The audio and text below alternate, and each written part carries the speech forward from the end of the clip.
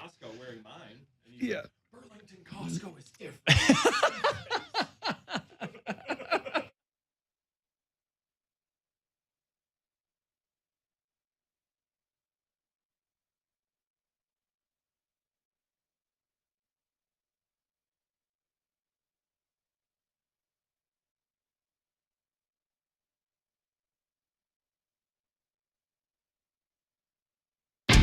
This is Real Kyper and Bourne on Sportsnet 590 The Fan.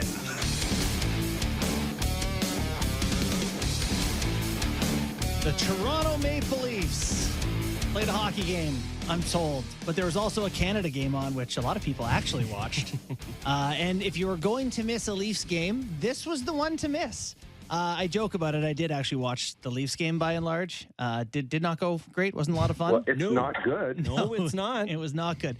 I'm joined today by Brent Gunning, taking over for Nick Kypreos today, who couldn't be with us. We got Sam McKee, Derek Brandeo, and Jen Rolnick in the back. Gunner, welcome back. Always happy to be here. Yeah, and I, unfortunately, I'm a professional. I was working the Leafs game last night, so I had an eye on Canada, but I didn't have much of a choice. And, it was a little Clockwork Orangey at times, but the eyes were held open, and we did watch all of that hockey game. Did you have it open anywhere at the rink? Or? Well, so there's a lot of TVs around in the press box, and, I was able to work my way back to one occasionally to see some minutes of the game. Might have, as the third period wound down, might have thrown it up on the phone as I watched the game there. So maybe. That seems essential. I have vague memories of driving around with Kyle Dubas when I was with the Marlies, and Dubas would have an iPad up on the dashboard of the car driving around, watching the Sault Ste. Marie game at all times. Who was driving? Kyle. Oh, my God.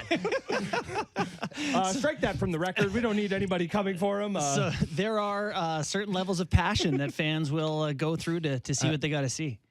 That's a wild story. That he would drive around. So Well, that's he had it open That's like a wherever. Rob Ford move. That really is. Reading the paper, driving on the car. Clarify, he wasn't watching it while driving, but when the car would stop and all that, check in on what's going on. Instead of red light, quick check. Yeah.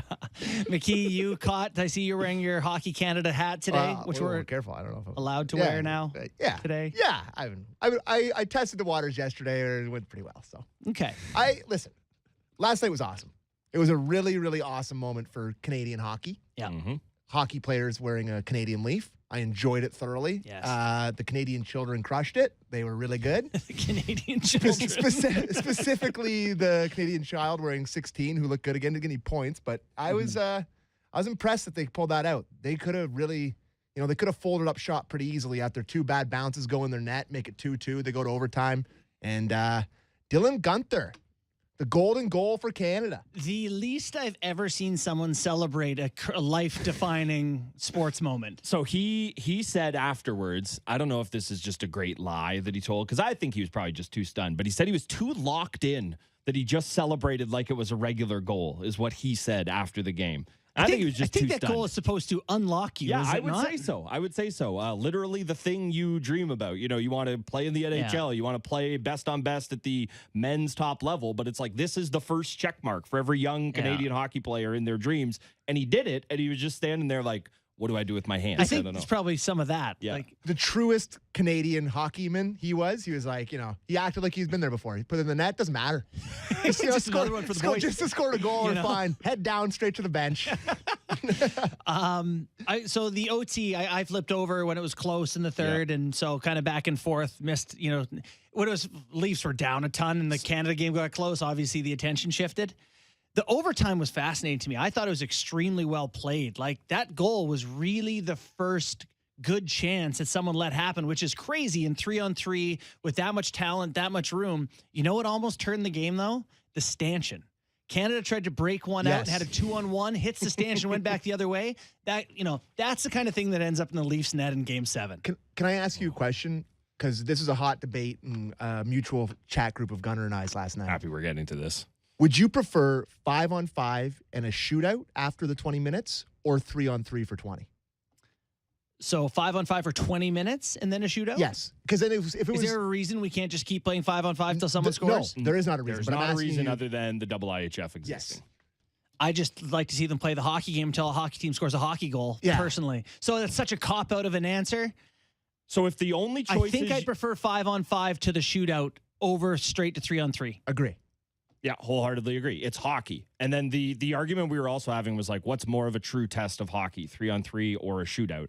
And I would argue it seems weird, but I think it's a shootout because breakaways happen fairly organically in a hockey game. And I know it's different. You don't have somebody chasing you, but how often do we see 3-on-3 outside of, hey, we don't have any other way to decide this game. Let's go with this gimmick. I think what we're trying to test is who has the best all-around hockey team, and part of hockey is having two defenders back there. You cover for one another. You have your chemistry. It's different. 3-on-3 totally changes the skills that are important to winning. I completely understand why, if for the quarters and the semis, you can't have things along. 20. You can't have continuous 20-minute overtimes because, for example, they played the gold medal game on a back-to-back, which seems wild to me when they have an open Friday night. Wild. 2 nights later. Right. Anyways, they still made $1 gajillion. It doesn't matter Thursday or Friday. It's beside the point. But you can't have They them don't care about the boys.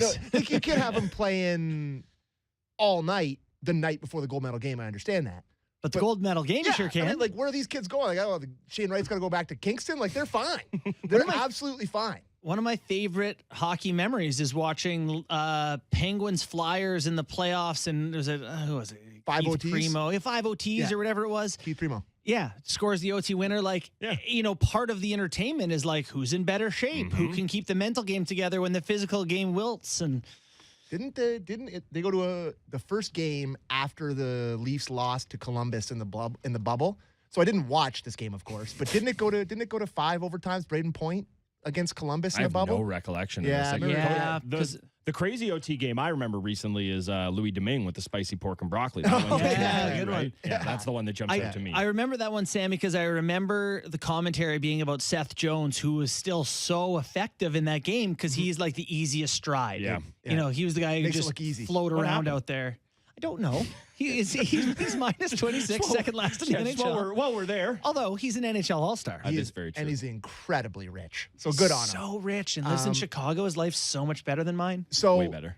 I think, Canada. If we added up the goodness of all 3 of our lives, he's still beating us. He's in the lead. So Canada obviously cares way more about this tournament than any other country. I think the States, they kind of pretend to care and they get bent out of shape when we beat them. They don't really seem to like that. They like to make excuses or whatever. But that's beside the point. Yeah. It matters big time that Bedard got this one. I know they had the weird summer one. Like, I guess he's got 2 gold medals, but it's hard to really even count that one. That one was weird. But now he's a 2-time World Junior gold medalist. And that's, say what you will, but that's an important start to a career resume.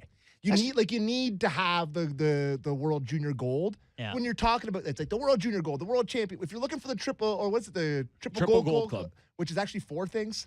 So it's World Championship, Stanley Cup, Olympic gold. But World Junior is a separate. But a quad if gold. You don't get it for us, we hold it against you. Yeah, it doesn't count for Americans or literally anybody else. But if a Canadian doesn't win it, it is a little bit of a knock. To me, it's important that he started Funny with you this. say that. So today I wrote an article on the NHL All-Star game, and it's nothing you guys don't know. We've talked about how it's not for us, what's changed about it. So one of the things in my article, just a quick tangent, was that from 1947 until 2004, there was an All-Star game every single year in some capacity, except for 2 years. Since then, 2005 till now, 6 years we've missed the All-Star game. So, in the press release, they're like, Sidney Crosby has the second most All-Star nominations to Mario Lemieux or whatever. It's like, there's not the same amount of All-Star games over their careers. So we've lost the All-Star games as a measuring stick of career success. But while looking that up, I went to eliteprospects.com, and then one of the sections is awards and just what your highlights, what you've won over your career. Look at Crosby's page, and it's World Junior. I think he won 2 World Junior golds. I think he was on for sure the loaded team, and I think he had one more before that. After that or before? It would have been before because that was a lockout year, and he was in the NHL after. They lost the year before though. Well, then maybe I think it's just one. Maybe he just has the one. Well, if you go to his page and just the amount of things that guy has won, you have to hover your cursor over it. I'm going to turn into Babs now. Serial winner. That's what he is. Serial winner. But this is McKee's point. Winners are on teams that win. And while teams make all the difference, you can't win on a bad team. You cannot do it on a really bad team. Connor Bedard did score the overtime winner to put them in a position to win the gold. Decent goal. So he had to be on a good team. but he had a pretty big hand in getting it done. So, Sam, are you on that page to look at the? No, I'm not looking at it, but I know. You don't need to. But the only yeah. if you want to go a step further, then there's the one with the Memorial Cup, right? They got this is an all-time. He's a tangent. silver. Crosby has a silver in the World Juniors. He doesn't have a gold.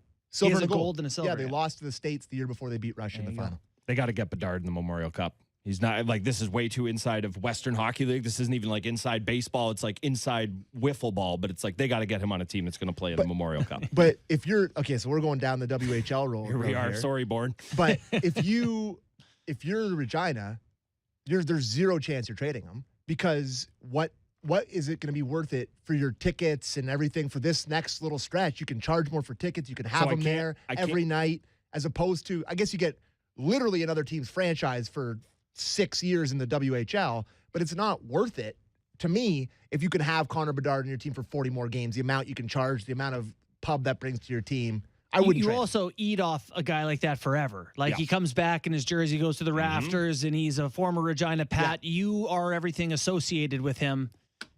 I can't believe I have this information off the top, but their GM got into it. The Pats GM got into it with reporters before the holiday break because he was asked about, will you trade Bedard? And apparently, I didn't even know this was a thing in junior hockey. Apparently, he has basically a no trade clause and he don't want to go. So that's the end of that, apparently. Imagine being so junior hockey no trade clause? You have to be so good. How much clout do you have? Yeah, well, they're like, all of it. Those don't exist, but I mean, if you've seen him play, he deserves it. I guess Shane Wright didn't have one of those because he's going to get traded. For sure.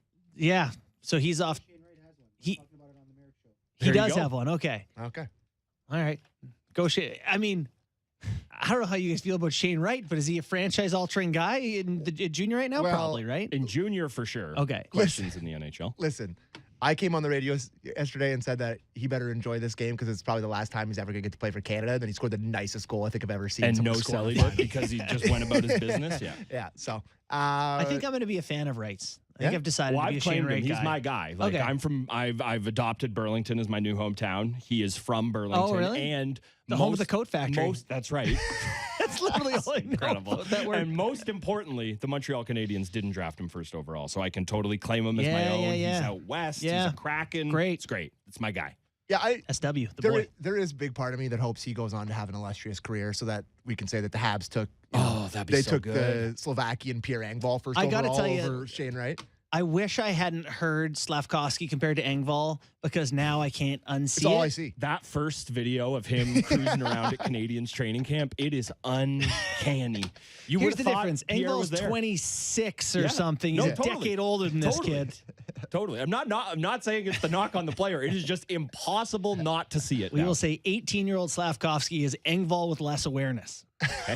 That guy gets plowed every night. I know. All right. Do you want to talk about the Leafs? Let's do it. All right. Let's hear Sheldon Keefe. Let's get into it. Talk about the game where, didn't get great goaltending. Let's just hear his overview of the game. I didn't like that we weren't able to capitalize and to take control of the game on the scoreboard with how well we played in the first period. And then the game's up for grabs from there, right? They get one power play, and I thought we have an excellent penalty kill. I might be wrong. I think it might have been the only shot attempt they had, and after about a minute and a half, they get one shot attempt, and it goes in their net off of Gio, and that's kind of the way the game went for us. We didn't capitalize with our looks early in the game enough. So, you leave the game up for grabs after that. He's trying to be nice to the goalie. Really trying. Really trying. Do you want to hear him talk about the goalie? Okay, let's get more specific. Let's do it. We need to get a big save from him, right? Like it's coming, the game's coming, and we need to get a big save there. But like I said, look at the first one. He doesn't get much action at all in the first period, and then that power play, there's not a lot happening. He's reading the release one way, it goes off Gio's shin pad and in. Even the second one, he screened on that one with the guy coming through. So there's some funny goals going in there, but obviously, we need our players in the first period to make a big play, take control of the game. You need your goaltender to make a big save to kind of get us going and give us life too. So we didn't get that. So those are the kind of things that stand out about the game. But like I said, there's a lot to like about our first period. We play like that. A lot of nights we take control of games and don't look back. But yeah. Yep. So go ahead. This is the Sheldon playbook. What is? What he this press conference that he did last night is I think a lot of coaches do this. I think it's probably something they teach in the coach's handbook when he's watching his documentaries on coaching because he's so well read, just like his general manager. But he's going against what you think he's gonna say. Yes. Right? Like, there's no better way to look like an elite super genius than being like, oh, is that what you thought? Actually, we played really well. Yeah. Like the first period, we played our best period. Like he's outlining the positives in a completely negative game. And he probably didn't do that in the room, but he wants to come out to the media and make it seem like he's not that upset about the performance, right? I have a couple things saved on my computer from when I worked with Sheldon. And one of them, or two of them, are presentations we gave the team during a winning streak and one during a losing streak. And the one during the losing streak was like, actually, look at how good some of these underlying numbers are. We're actually defending really well. We're actually doing this really well. We're actually not as bad as our wins and loss record. And same during the winning streak. Actually, guys, we're getting goaltending. We're getting filled in here, filled in there. And that's part of it, I think, is, you hear coaches say all the time, you can't get too high, you can't get too low.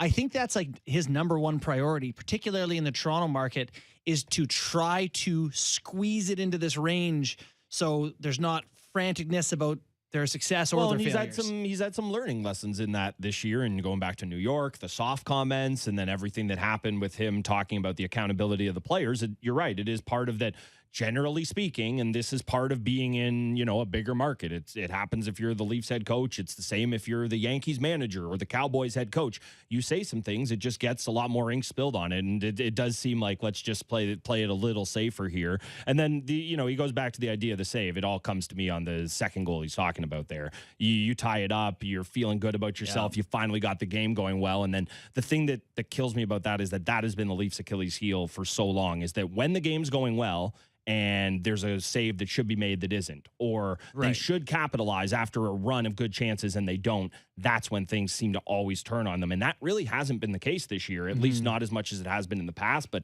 that was the kind of bad sign of it last night. And early in the season, when they continued to get good goaltending, they had a long run of good goaltending. It's funny how it looks like the team is able to weather the storms a little better. Right? It's like, hey, what a resilient group, even though, they gave up a bad one. So Jonas Siegel tweeted this out, and we've got it in our lineup here, that the Leafs rank 32nd in team save percentage, .852, since December 15th. So the Leafs goaltending splits this season: in October, .895 save percentage; November, .926, back to .892 in December and January. So they had such an unbelievable run in November there. But I don't know, that's 8 games going back to December 15th. Are we worried about 8 games? Is that fair to... It's a tenth of the season. It's peace. Like, it's not nothing, Like, I don't think this is a case of, oh, this is who these guys are, and they were playing completely over their heads, and they'll never sniff that 926. And I don't think they're getting back up there, but I do truly believe that somewhere in the middle is where this goaltending lies. But I think the problem, or the question you have to ask yourself at least, is, okay, why is it, though, that this is the exact same thing that happened with a completely different set of goaltenders last year? This is the exact same thing we've seen where, November's great. Maybe none of them are any good. Well, so is that just it? Or is it, it's the worst answer. Okay, well, that is so honestly, in my heart of hearts, that's what I believe. Yeah. But I think if you're sitting here talking about what you can glean out of it, is it something the team is doing? And I want to be clear. I think the answer to that is no. I think you nailed it with your whispering that maybe they just all kind of stink. I think that's probably true. But what does it say about the team that it's not December that they played well. It is literally the exact same stretch of the season. And it's just, even going back to Anderson, he had runs like this in that time of the year. It's confounding that it has followed the exact same playbook over the last 2-3 years. It would be interesting to look at Freddie's stats, because I seem to remember him not being an overly fast starter either, then coming around. October was always, every year was a referendum. It's like, this is finally the year he's no good. And then he would be really good the rest of the year. So rest of the year would be good. Until the big games. Right. That's right. Yeah. Yeah, it is. It is fascinating that there is a consistent trend. Two things to talk about that people tweeted me about.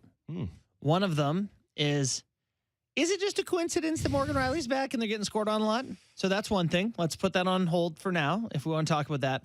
And the other is, what might help a guy who's struggling in a game is pull him and put the other guy in, for crying out loud. All I can think of, and this is completely unfair, although one guy is showing a little bit of this, the other guy not so much, is it feels to me like you were worried about the mentality of the guys, that you will not pull them. Maybe if it was just you were hesitant to put Murray in on a game you didn't have him, I could understand it being just an injury concern issue and you have it so scheduled out that these are the games Murray's going to play. Maybe I could understand that, but there's no reason that he couldn't have got the hook last night. Other than that, you don't have any faith in what Samsonov's giving you right now. So I have to wonder if it's a mentality thing. And then going back to what we saw from Samsonov. Now, I know, somebody made the point to me that there is a little bit lost in translation there with English not being his first language, and maybe he wouldn't be so overstated in how he felt about going into Washington, but clearly meant a lot to him, and it clearly affected him that he didn't play well in that game. So that's the only theory I possibly have on this, is that it's just a mentality thing and they're afraid to lose him. I just wonder, though, if it's not worse for the mentality of a guy who doesn't have it that night for any given reason. I don't disagree. To hang him out there for another whatever. And, Sammy tweeted about it in the Samsonov game, and my thought was, they must not feel like they can put Murray in cold. They're worried about his injuries, which already, that's terrifying. A problem. Yep. If you can't play a guy, you're paying $5 million to almost, $4.5 million plus. So that's a concern. And then the other thing is that when you have this tandem so regimented, so scheduled, this guy's getting this start, and we want to put both guys in a chance to succeed. And suddenly it all gets thrown off if one guy has to get put in the middle of the game. Yeah. Maybe your tandem's really hurting you. It's not giving you a chance to win. Like Kyper tweeted last night, actually, during the game about the Leafs needing a wake-up call. We have Sheldon Keefe talking about, did you think about pulling Murray? Why don't we hear? And Koshan asked him the question, so you can listen to it here. All right, cool. Any thought after the Beniers goal to making a change, just given that there weren't a lot of shots? Yeah, a little bit. Just trying to consider, mixing things up a little bit, but at the same time, Matt Murray's played a lot of really good hockey for us, and I thought he deserved the opportunity to stay in there and fight. Hate that. Hate it. Couldn't agree more. Like the opportunity to stay in and fight. The game was over. Yeah. Make a point. You're trying to win a game, and, don't worry about his feelings. His opportunity is going to be, you're going to put him back in the next hockey game.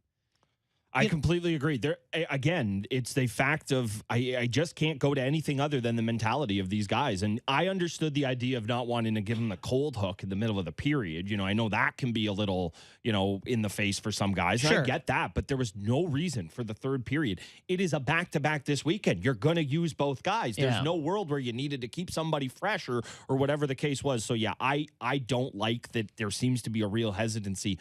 I don't know what a guy has to do to get pulled on this team, honestly. And not to say that Murray was not good last night, not by any means, but it was not it wasn't a tragedy of a game or anything. He did get the Bronx cheer at one point in time from the crowd there. I don't know if that came across on the broadcast. He was the reason they lost last night, guys. Well, he was. It was 5-1. It wasn't 3-2. No. I am not taking him off the hook by any means, but there have been worse goaltending performances, but that was not a case where you could not pull the guy, and I can't understand it, and I keep having to go to the mentality of the player or not wanting to lose the guy. And again, if you can't do that, it's real. Yeah. If you can't handle getting pulled in a game in January, what month are we in? Doesn't January. matter. It really doesn't matter. April. It's not April, exactly. If you can't handle getting pulled in a game in not April, and I'm not saying that Matt Murray can't handle it, but that's the best theory I have. Yeah. How can you handle the rigors of you're down 2-0 to the Bolts? Well, guess what? We have Matt Murray to weigh in on Here this. we go. Let's listen to Matt Murray and moving on.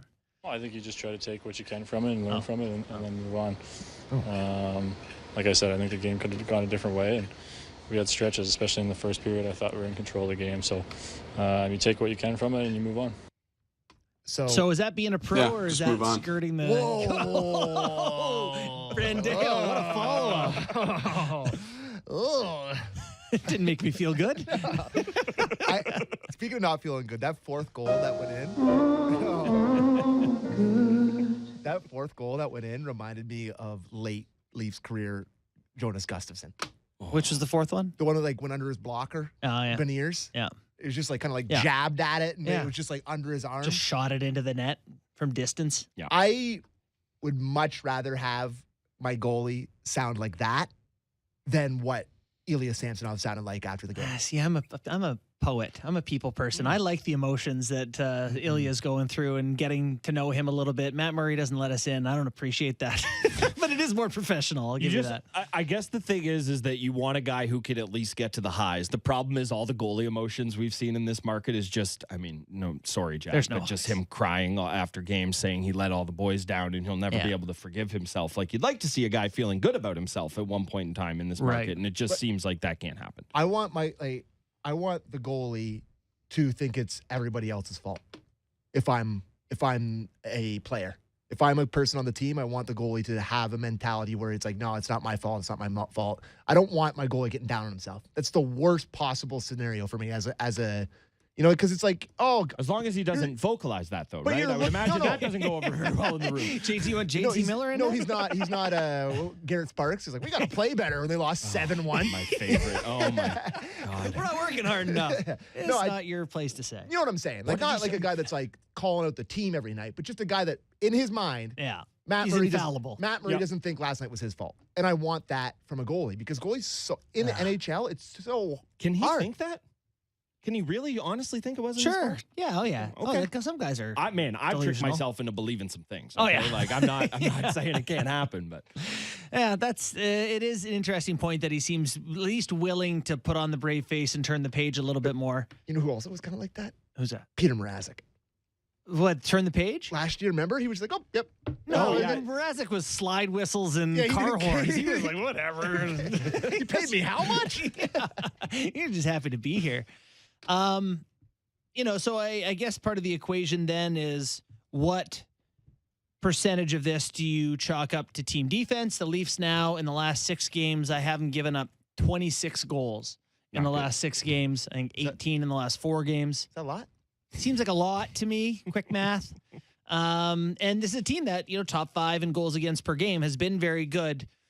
Morgan Riley's back. yeah, we got to do it. Well, it's just a conversation people are having. Well, why don't we start with Sheldon talking about team defense, and then we'll talk about team defense. You know, you can't give up a breakaway. You can't give up that 2-on-1 in the third period. Aside from that, I thought we were fine. Like I said, first period, you know, I think they might have had one shot. I think one of the shots came from the neutral zone, and we had one shot on goal in the first period. Defensively, I don't know if we can get much better than that. We made some big mistakes. You know, the breakaway is a big mistake. You can't.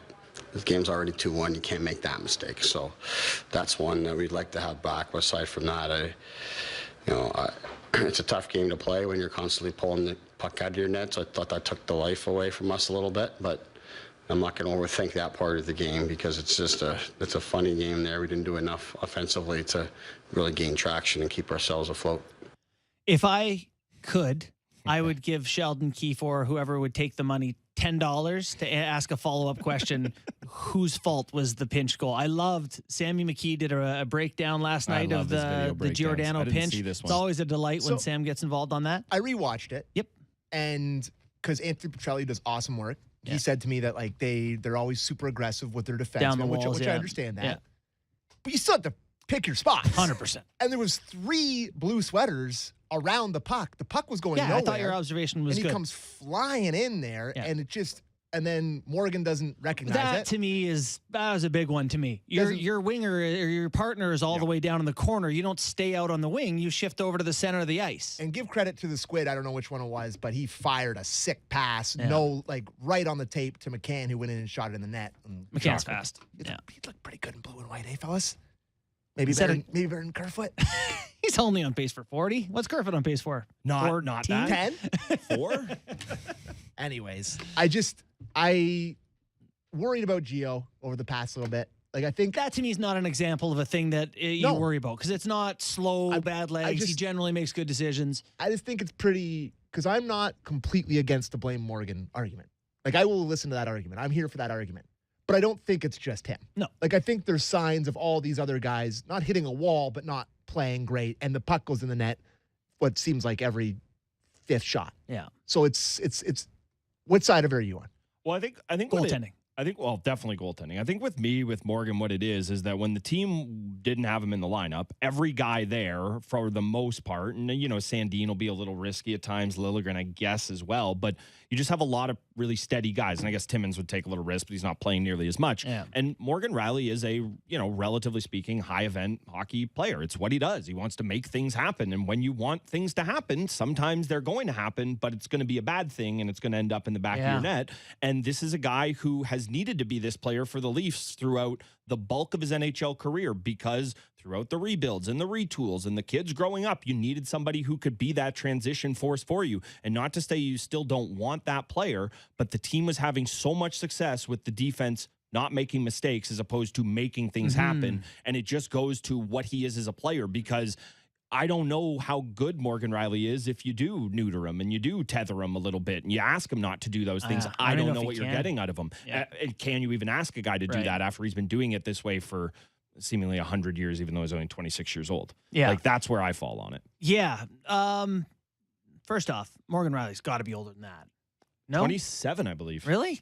Okay. I could be wrong, but I'm fairly certain. Just feels like He was on that. He was born in 1994. He is 28 years old. 28. Okay, Okay, so yeah. 2 years off. Okay, no, I'm still surprised that that's the ballpark. Yeah. But still, so for me, it's all of those things are correct. I do wonder if, because of the ability of the Leafs forwards, one of the things we said about the Leafs in Reilly's absence, without Brody, without Muzzin, is that they seemed patient. Yep. They just seemed okay to wait in a game and wait for the opportunities and find their way through, rather than try to force something, create something, whatever. They don't seem as patient with Reilly. They seem, I'm thinking of the play. Who was it against? He tried to bang it up the wall. He went up the wall with it and tried to go to, it was like a absolute pizza to Matthews. Yes. That ended up in the back of the net and they lost the game to the Coyotes. Right. So like there's these moments where it seems like you're trying to force something, trying to make something happen. And so, maybe you can't tether Reilly, but you certainly should be able to explain to him that we don't care if you get points. Yeah. We trust you to... You have your money. Yeah, you have your money. We need to win hockey games. We think the best thing for our team from the back end is steady play. Is when you're 50-50, change your your bars, your scroll bars, and a little bit. And, you need to be 55 sure that you got a chance to go now. Not 50-50 anymore. Try to get him to rein it in a little bit. It is a concern, because I think to playoffs and the moments that have burned the Leafs, it has been their higher event guys. It's been Jake Gardiner, a guy who can create a lot, give you one up, and give Poor Jake Gardiner, -5 when Freddie gave up 5 beer leaguers in the third period. I know. Tough one. Anyways, continue. Yeah, but that's but it is him, and it has been since Reilly's back that this seems to be happening. So I don't blame Reilly. I think if the goaltending's better, it's less of a story. It's not a story at all, probably. But I do think that it's worthwhile to note to Reilly that we feel like things go better when we're a little bit more patient on the back end. When you're not here. When we're more patient on the back end. Yeah. Yeah. I'd be lying if I said I wasn't concerned. Yeah.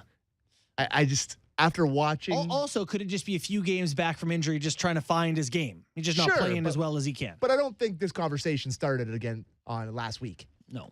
This conversation's been out there for a long time, and I think a lot of other times he's had a guy in front of him to take the brunt of the whipping boy. For sure. There's been a Jake, or there's always been a D that you're like, that guy. This is something we talked about last night at least. So is Justin Holl not pulling his part? He was supposed to be that guy. How dare he? Yeah. How about Justin Holl -3 after you wrote a nice article about him yesterday? He wasn't very good. No, to be honest, he hasn't been very good the last few games. I snuck in my article right while I could. But they have more guys now than when he was really good that can break the puck out, right? Think of when he had his 20 goal year, which how did he score 20 goals? Because Ron Haynes, he was that good, but he was the only guy in the back end that was really breaking the puck out. I guess him and Jake Gardiner that were really the true guys that they needed him to do that. Now everyone does it. Now every guy on the back end. and Sandin on the third pair snap it out of the zone. Giordano can snap it out of there. Yeah. Brody. They have guys that are able to do that. And just Timmins when he gets in. You just wonder about the fit with this current decor. And there's tons of turnover on this decor. Guys have 1 year or like a couple years left in their contract. The way it goes, maybe it gets a little better down the road. But right now with this current decor, the fit seems weird. Like when they didn't have him in there, it seemed like everybody fell into place better and they all kind of knew their roles. You know what I'm saying? I do. But like, here's where I get hung up on conversations like this. Is he good? Do you think he's good? I think he's good. I do. Yeah, I do. He's a really good player. I agree. think he's good. Skates it, shoots it, good hockey sense, good player. Mm-hmm. I feel like McQueen wanted to quibble with the hockey sense for half a second there.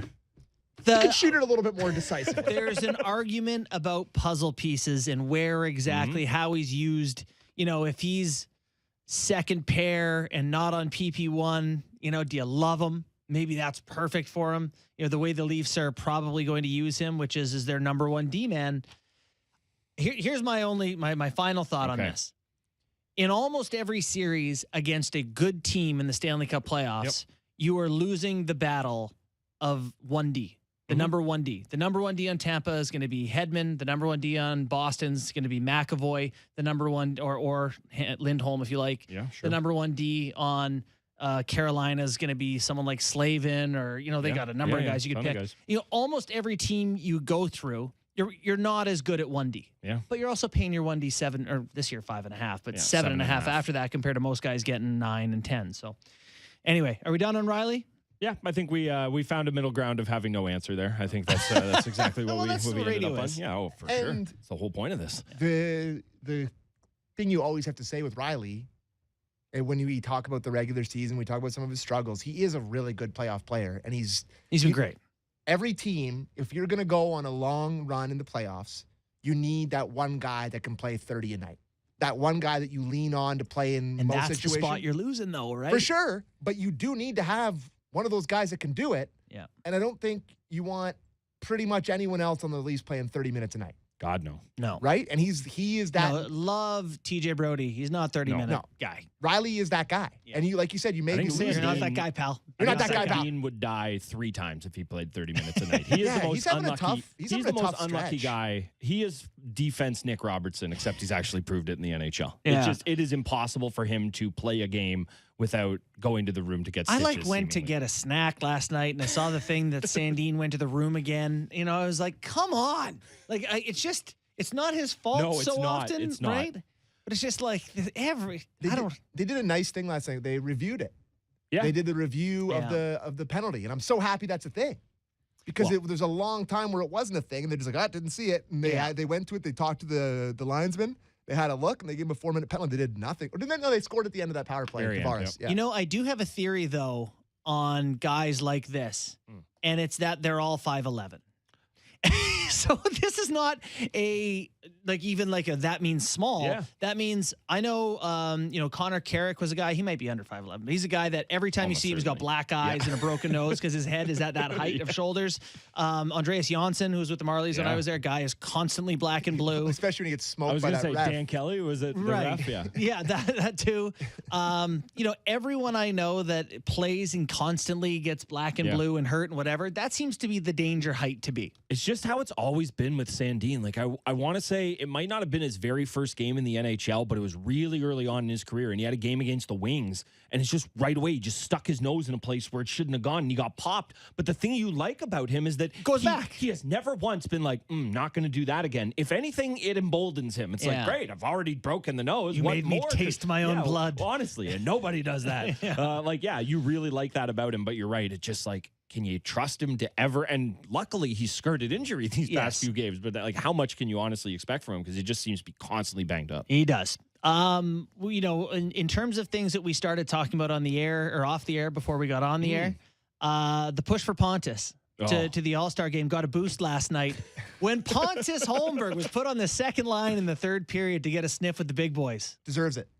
Best player in the NHL, really. No, he's really good. I'm sorry. he is a great bottom six guy. Yeah. So go ahead. I was just going to say, the thing I said to you guys before the game is he's on power play 2. He's on the flank. He gets a puck, and he's under duress. Guy comes at him on the power play. He stick handles it under the guy, then passes it on his backhand up to the point. And I can't help but be like, don't see that from a lot of bottom six guys. He's played in that Swedish league for years. There's more ability. Since he was 12. Since he was 12 years old, he's been in the Swedish Hockey League, whatever it is. I think this guy, we joke about it a lot, but pretty good hockey player here. Oh, you guys were joking? I thought this was my safe space to come in here and just be like, one of us. Yeah.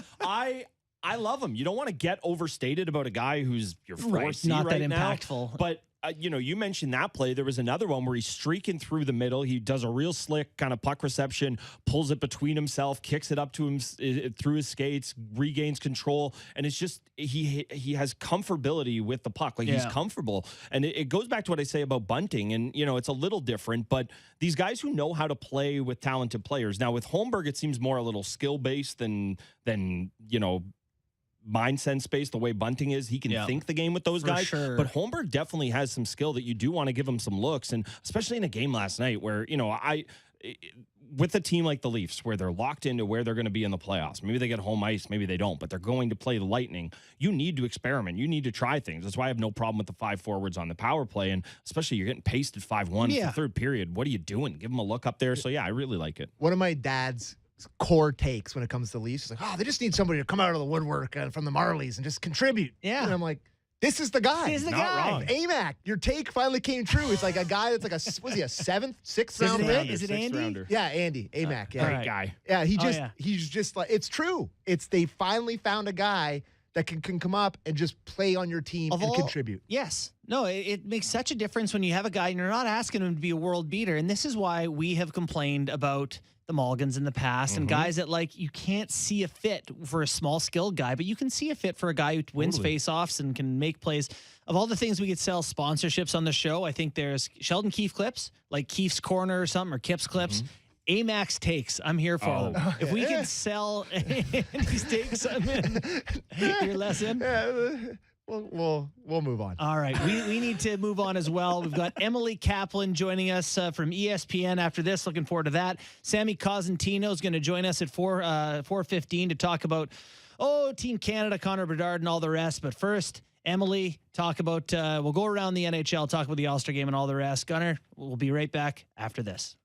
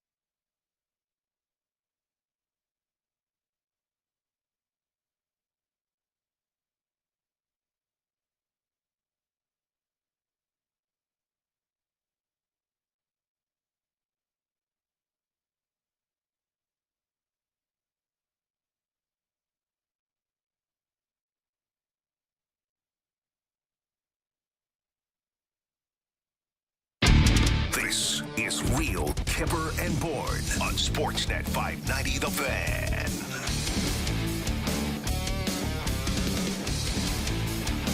Welcome back to Real Kyper and Bourne. I am Justin Bourne. We're with Brent Gunning today, which is absolutely wonderful and even more wonderful. No offense, Gunning. No, definitely more But we wonderful. are now joined by Emily Kaplan of ESPN. Emily, how's it going today? I'm doing great. How are you guys? We're doing very well, thank you. Before you came on, we were just chit-chatting about what a gigantic famous person you are now. And one of the things we were discussing was being on Around the Horn. And like, I know it's been years now that you've been being on that show, a little bit on ESPN, but I was in the U.S. for many years of my life and watched it for years. I just want to know what that experience is like. What a cool show that is. It's the coolest. And honestly, I'm so grateful for the producers and Tony Reilly, the host of that show, because that was the first show at ESPN that really gave me my first regular reps. Yeah. It's super fast-paced. It's super improvised. And I think because I did that show, I was prepared to, like, work on live hockey broadcasts, which for a lot of people who work in the sports industry, it's really challenging. As you guys know, it's nonstop action all the time. But I'll tell you, behind the scenes, everyone is exactly as they appear on TV. Yeah. People are super competitive about it. It is kind of a family, but there's like, if one person replies all in the email chain, like, there goes your evening. You know, I'm so happy to hear that because you do watch those a lot of argument shows, and I air quotes that because a lot of times it's staged, right? It's a lot of, all right, everyone has their talking points. So you genuinely go into that not knowing what's going to be said? Yeah, well, you know, we know the topics ahead of time. Right. We get a little bit of prep there, but we don't really know what the other panelists are going to say, where Tony's going to take the conversation. Sometimes he kind of pivots on where he wants to go with it. So I think that's why it has lasted so long on TV, because it's just so authentic. And I think people can cut through some of the, you know, scripted elements, and people don't really want that. People want authenticity. Yeah, well, it's funny because when it started, I think over 20 years ago, I kind of thought Reilly was a Goomba. Turns out he's a wonderful guy, and everyone loves him, and he's a family man and all that. So I got nothing but good things to say about him and the show. I'll be Reilly here and turn this to the NHL and to the Toronto Maple Leafs first and foremost. You know, it's nowhere near the trade deadline, but everything that everyone does right now revolves around what they're missing, what they need. It feels like the three of the biggest buyers are in the same divisions with the division here, the Leafs, Bruins, and Lightning. Do you think the three of them are basically going to be trying to outbid one another for some of the bigger names out there? Yeah, I don't know if the Lightning can. Like, they're the one team that I always pause on because Julian Brisebois always has something up his sleeve, and he's like, no, I'm not going to do anything. I can't do anything. And then, boom, goes and does something. Right. I just feel like they don't have the assets anymore to really, you know, give up those first-round picks or those top prospects they really just don't have to go after some of the bigger names. Whereas when I look at the Leafs and the Bruins, I see two teams that are like, our window is now. And for two different reasons. You know, Leafs, there's a lot of jobs on the line, plain and simple. Do you have to blow up this roster? Do you not? Do you keep this GM? Do you keep this coach? Do you not? Like, you need to get past that hump. And for the Bruins, I mean, I've covered a couple of their games early. It's win one for Bergie. And, like, they have something so special here. I think they're the best team I've seen so far this year, that because this window is short with this core, they want to do it. You know, they have no idea how much money they're going to have to give David Pastrnak. They know it's going to be a lot. Like, let's go all in now, and then we'll figure out future problems later. Yeah, definitely. The Bruins are staring down a big contract for David Pastrnak, and I think they're totally fine with that because he's absolutely earning it. You know, I just keep looking at that team, and it's incredible the turnover that they've been able to have. You know, we think of them as the same core together, and it is the same, you know, core of 4 or 5 guys, but they add in Lindholm. They've completely overhauled the goaltending there. You have to just tip your cap to them. You know, I here we've been all bogged down, and I'm not going to ask you about the particulars of the tournament, but we're all bogged down in the World Juniors. Connor Bedard, he's coming. And I'm thinking top of mind, you know, I'm sitting here and I have my preferred destinations for what seems like the NHL's next generational talent. There obviously has been a lot of talk about the desert and the Coyotes and everything going on there. Do you have a kind of preferred destination for where you think the NHL needs to inject some life? Yeah, well, if I'm in the league office, I'm saying Arizona, right? Because they're desperate to make that project work. I live in Chicago. I know the fan base here feels like they deserve it, which I know I'm sure everyone else is rolling their eyes like, come on, that Maybe not. want a ton. Yeah, like go through this rebuild, you know, the long and hard way like the rest of us. You know, the city I was just in that was really interesting, I was there last night, was Columbus. And, you know, they have so much they've drafted really well in the last few years. And they've got some young talent that's like on the cusp. You saw Jiricek in that tournament. Kent Johnson's playing the top line right now with Johnny Gaudreau. Cole Sillinger is going to be a stud in this league. I feel like it would be super fun to see all of these kids go up together and, like, if you have Connor Bedard to the mix, like, holy cow, this could be that super team pretty quickly. And by pretty quickly, I mean like 3-4 years from now. But I think that's a team and a market that's kind of been overlooked over the years. They've never, they were telling me about how they always get the worst luck in the draft lottery. So I'm kind of rooting for them. They're kind of my underdogs, and I wouldn't mind for him to come to an American market. But look, I'm based in the U.S. I'm totally slanted down here in the U.S. Yeah, fair enough. I think ESPN and TNT would like to see that Chicago suggestion just fine. Probably Philly too. A couple of good spots for him. Looking at where we are at the NHL calendar, the All-Star game is nearly upon us. They've named some of the players. How do you feel about the fan selection process? Is this the NHL going about it the right way by letting fans decide who should be in? Look, if you listen to the NHL, they're like, we looked at the data. We talked to a lot of people. What the fans want. I know that nothing is ever going to appease everybody. Like, personally, I feel like we're always trying to evolve the event, and that's great. Like, I kind of just want us to, like, bring it back old school. Like, let's just do hardest shot, do fastest skater, let the guys have dodgeball style and pick their own teams, and show the friendship to the rivalries in the league that way. That said, like, I'm always, one that's in favor of innovation. I think that there's a lot of people this event speaks to. I think it's a really great way to engage with the youth, with the younger players. So, hey, if this is what's going to get the fans engaged and invested in it, and maybe we can get some fun storylines of a guy that, is beloved in the league but not necessarily have all-star numbers get there, like, so be it. That's like, I'm not going to be a Grinch about this. Yeah, I have no problem with the All-Star format. And, it's funny, you say there's nothing that can make everybody happy. I don't even know if there's a format that makes a single person happy. I don't know that they've ever revamped this and people have been like, oh, I do like that one. Although I will say I would take a North America versus the world format like we used to do. But that's just because I want Matthews and McDavid playing together. That's just my own kind of fever dream there. One guy who has been named to the All-Star team, definitely the biggest breakout player in the NHL this year, is Tage Thompson. And he, to me, feels like something that we should warn GMs about, because I feel like there's going to be a lot of GMs who get their hands on a guy who's 6'6" with a little bit of pedigree, who hasn't quite figured it out and said, we can turn this guy into our next Tage Thompson. And, they always say you can't teach size, but there's a lot else that he has, the shot, the hands, that you can't teach as well. As remarkable as a story as Thompson has been, it feels like we're going to see 2 or 3 GMs get burned by thinking they can lock the next one up the way Buffalo did before he really took off. Yeah, the lesson I take away from Tage Thompson, too, is patience. Like, how many people are ready to write off that trade? I'm like, oh, the Sabres are losers. Ryan O'Reilly, like, the Blues got the best player. Like, trust me, the Blues got their Stanley Cup. Like, they'll take Tage Thompson back. And he wasn't even, like, the only piece of that trade. Like, it was Tage Thompson and, like, it was a pretty massive package. I just think patience is lost in the NHL in so many ways. And, like, the teams that, like, I really appreciate right now are the Sabres, are the New Jersey Devils, where, like, they've built it the right way, and it's been hard, and you've had to have top prospects like a Tage Thompson down in the AHL, and the fan base is like, what are we doing here? But if you do it the right way and you build it the right way, that's the way you get sustainable results. And, I just think that team-building mentality is a microcosm for what we're seeing with Tage. And for Tage, like, it wasn't the most linear path, but, like, he stuck with it. He had the adversity, and now he's so better prepared for sustained success than maybe if he, had started in the league right away as a teenager, and had it easy. So maybe those are the lessons we take away from it. At least I hope.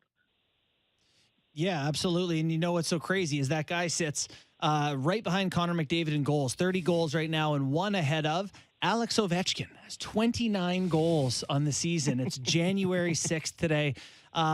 Seems like a pretty crazy story, as it's been covered, I would say, excessively this season, the Ovechkin chase for Wayne Gretzky. One thing we've talked about on this show, Emily, is just the whole Russia-Ukraine war, and Putin's on his Instagram page and all that. And, you're with a major network. How is the political side of the Ovechkin world affecting coverage of his chase for Gretzky? It's a complicated question. And, I'm not sure I necessarily know the right answer. I'm not sure there is a right answer. It's pretty blurry for a lot of us. I work for ESPN. It's a sports network. We cover sports. This is one of the greatest goal scorers we've ever seen in our generation, doing something absolutely incredible. I'm going to cover what he does on the ice.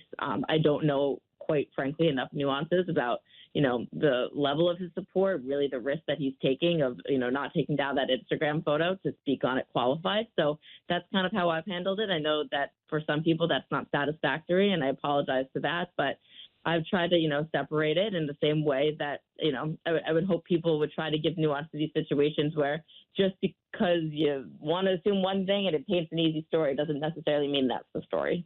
Yeah, it is an extremely complicated issue, and I think we all kind of have different feelings on it. I think some people are capable of compartmentalizing these things. I mean, you've seen this with actors who have, and, Ovechkin hasn't himself done anything, not to go down this rabbit hole here, but you see this. People are able to separate the artist from the art, and I think that's the kind of thing everybody's quibbling with in their own way. One other team I wanted to ask you about, Emily, is Vegas. For my money, in the viewing I saw when they were here in Toronto, that's as good of a hockey team as there is in the NHL. Now, I'm looking at the records. I see what the Bruins have done. I can't say anybody's better than Boston, but I mean, I'm sitting here and looking at Vegas as a big-time cup contender. Do you see anything they could potentially be adding? I mean, I know they have their kind of storybook Cinderella story with the goaltending going on there. It's always hard to add at that position. What could you see Vegas doing to kind of bolster themselves? Because they seem primed for another big run. Yeah, I'm not going to lie to you. They're one of the teams I haven't covered this year. I haven't had any one of their games. They do in the second half. I haven't really even heard much rumors about what they're looking to do or able to do at the trade deadline. So I'm not sure I can totally give you an answer here. I am just equally as impressed as you are, though, because as a team, I was like, they're ready for regression, and I think the goaltending is a story there, the fact that it has held up. But the fact that Jack Eichel looks this good, and is living up to it after really a tough 2+ years for him, and last year being an acclamation year. I'm just happy for him, and I'm happy for that fan base because, as much as we roll their eyes and say they feel like they deserved it, it's good for the league to see them doing well, and nobody wants to have to take that step back, and it seems like they've avoided it for now. Yeah, they're born on third base, but they seem to be enjoying it. Yeah, it's a good place to be. One more for you before we let you go. This time of year is not typically a time of high player movement. You keep a pretty close tab on this sort of thing. Do you expect to see any of the bigger names? Bo Horvat obviously comes up quite a bit. Erik Karlsson is rumored as, potentially an object. Do you think we'll see some bigger names moved in the months ahead, or is this going to come down to the trade deadline and then disappoint us like usual? Yeah, it's just me say that. It's so true. Kane and Tage and O'Reilly and Tarasenko. Right.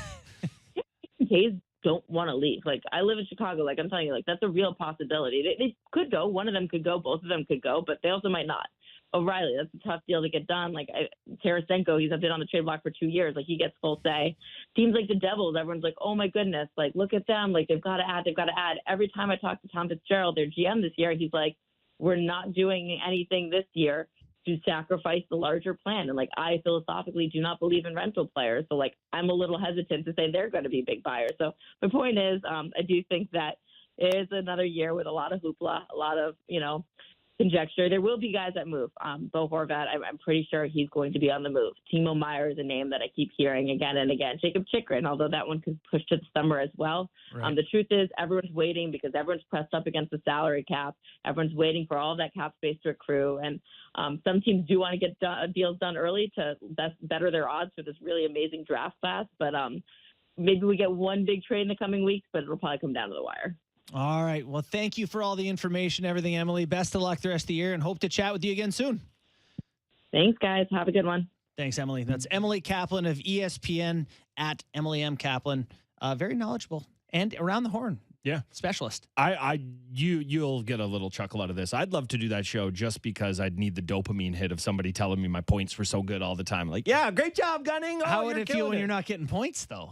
Devastating. Well, it's just kind of life, right? I'm making points for an hour and change now, and Sam McKee hasn't told me one of them was good. Didn't give me a single point, so I don't know. I was in Arizona I lived there for 3 years from 2009 to 2012, vaguely somewhere in there. And that was a part of my daily routine was PTI and Around the Horn. And Around the Horn always felt like a show that I would hate to be on. That would stress me out. I don't like confrontation. It's actually the fear of being on a show with Nick Kypreos was the same thing. It was like, am I going to have to fight with someone every day? But no. It's nice. I come in, give you a nice vacation. I'm like herbal tea on this show. I am now joined by chamomile.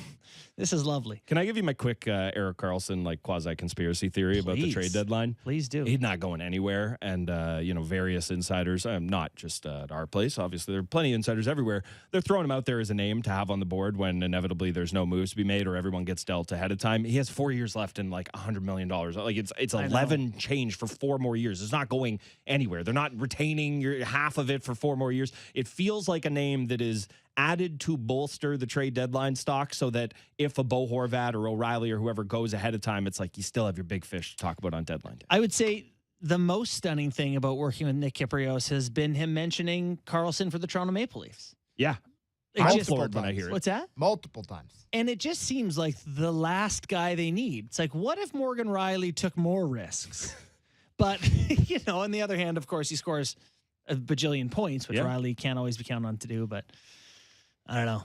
Seems like a long shot for the Leafs.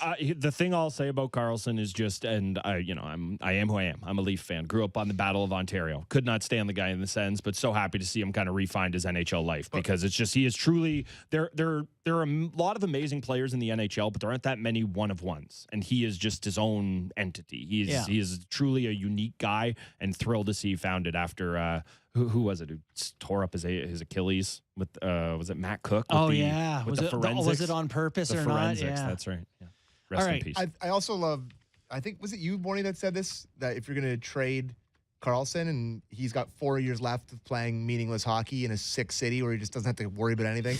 They're like, yeah, we're gonna. He's like, you're gonna trade me where? He's like.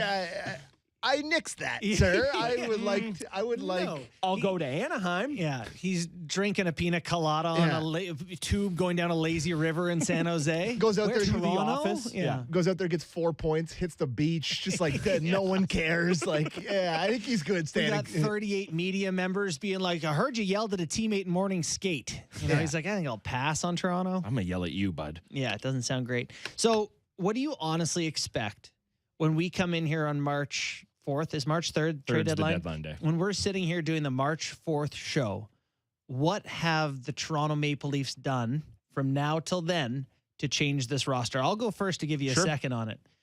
I think they do a deal. They do a couple of deals. Mm-hmm. I think the first one is someone like, this is all Sam McKee. Yep. Speedy small winger. Well, Barbashev is not huge from St. Louis, but he did score 26 last year. He's a left winger, doesn't make a ton of money. There's going to be a bidding war for him. It's a rental. Yep. But someone like Barbashev probably makes sense. Gosh, I hope I get this right and we get to replay it on March 4th. There's another D-man has been brought in, probably Gavrikov. He seems like, that's the one that you can't believe they spent this much on him, whatever. But someone like that's not a huge name, but is supposed to help them.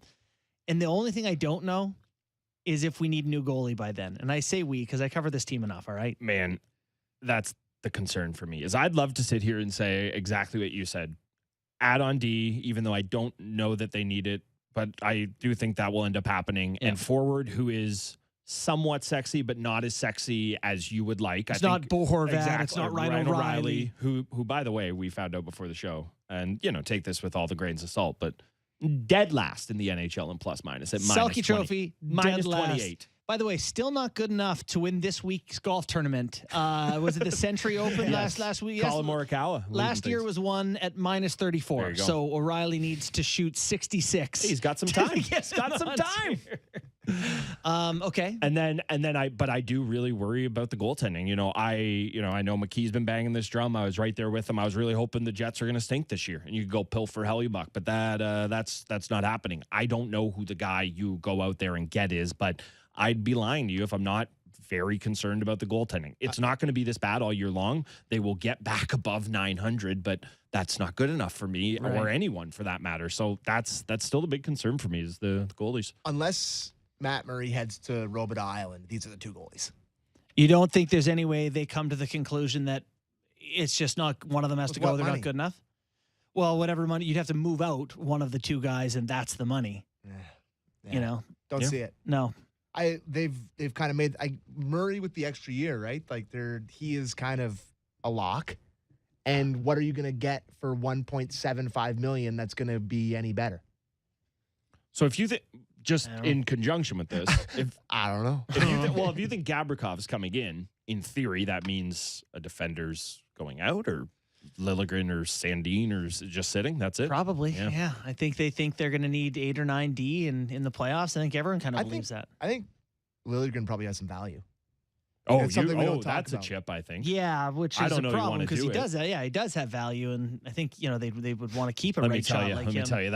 That is a classic 3 playoffs from now. That guy's playing in a conference final, and everyone's saying, 60-point "How can they season let in this his pocket? How can they let this guy go?" It's just it's the most classic thing. So But what if do you were- think, if Sam, you were for gonna the other take positions? If you're going to make a big swing for another defenseman that you're just going to place in there, like I like what Liljegren's brought, but I also remember the rest of his career. Like Yeah. I No, think it's not that you can't trade him I for think sure. his value is pretty high right now. Like I don't think there's a world in which one of the guys that's on the decor right now is a part of a trade for another D-man. I agree with that. Like I don't think that's a crazy. If you are Columbus, you would want someone You'd who's love going to that. help you as you turn things around, and you have Connor Bedard and Liljegren's in the back end. Or Like he has to have some value, and yeah. Sandin too has to have some value For sure. So I don't know. I wouldn't be heartbroken to see one of those guys as part of a depending on the return. Big, yes. Do you think then? Do you expect them to? What do you think for up front? Indeed, do you think there's big moves, or do you think this is classic Dubas? He gets Lyubushkin, and I really think that he was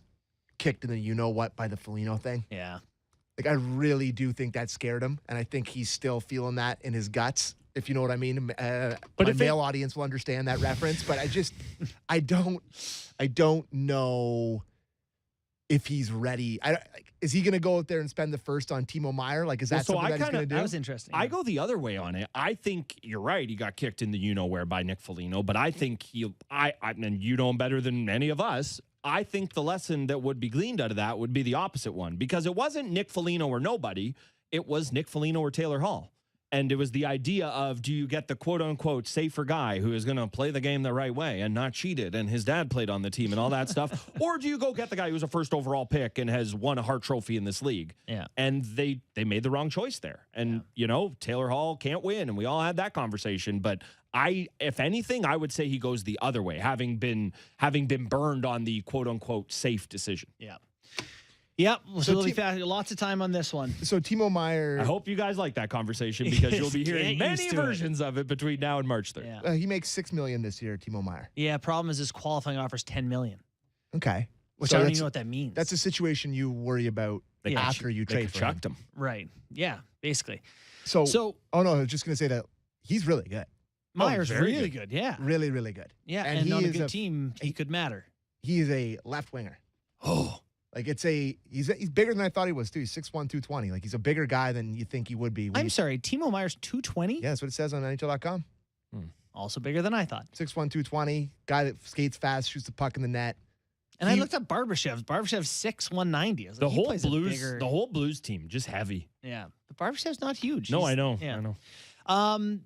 So yeah, plenty of those conversations ahead. When we're going to be joined by Sam Cosentino after this, talk about all the World Junior excitement, the potential draft and all that, and then you and I are going to talk about our All-Star picks, because there are plenty to choose from. The fans this year are going to vote 3 players per division, so we are going to pick 3 players per division. And And we're going to do texts as well at 590-590. And on Yes. the YouTubes, if you're watching the YouTubes, please at me so I will see your question. I hope ask- Torts is listening. Yeah, we will talk about Torts in the All-Star game. Ask some questions, 590, 590. And yeah, we will be back in, a few minutes. See you then.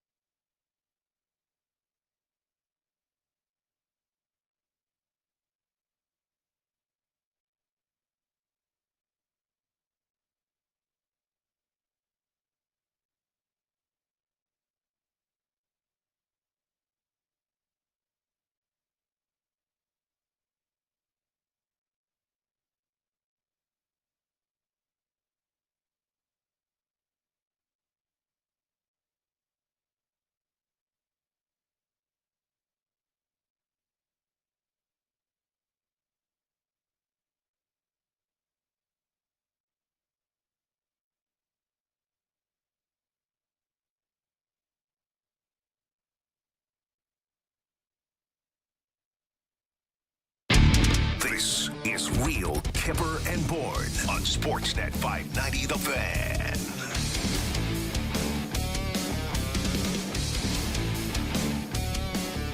Welcome back to Real Kyper and Gunning and McKee.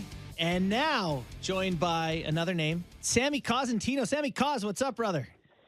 JB, what's going on, man? Nothing. We're just discussing. You know, actually, we were just discussing is J.J. Watt explaining to a teammate the rules of hockey. Did you know that J.J. Watt can skate?